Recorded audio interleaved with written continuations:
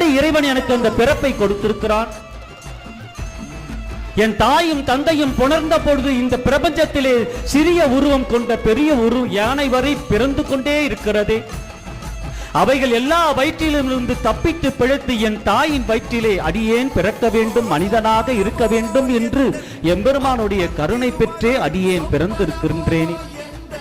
அப்படியெல்லாம் கிடைத்த இந்த பிறப்பை ஒவ்வொரு மாதமும் இறைவனுடைய கருணை பெற்றே அடியேன் வளர்ந்திருக்கிறேன் என்ற அந்த நிலையை உணராமல், இறைவா உன்னை மறந்துவிட்டு எதையெல்லாம் தேடுகிறேன், எதையெல்லாம் தேடி தேடி ஓடுகிறேன்.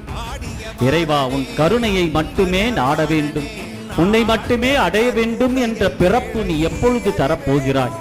இவையெல்லாம் எதுவுமே வேண்டாம், உன் கருணையும் உன் அருளும் உன் திருவடி மட்டுமே வேண்டும் என்ற நிலையில் இந்த ஜீவாத்மாக்கு அந்த பக்குவ நிலையை எப்பிறவியில் நீ அருளப் போகிறாய் என்ற ஏக்கம்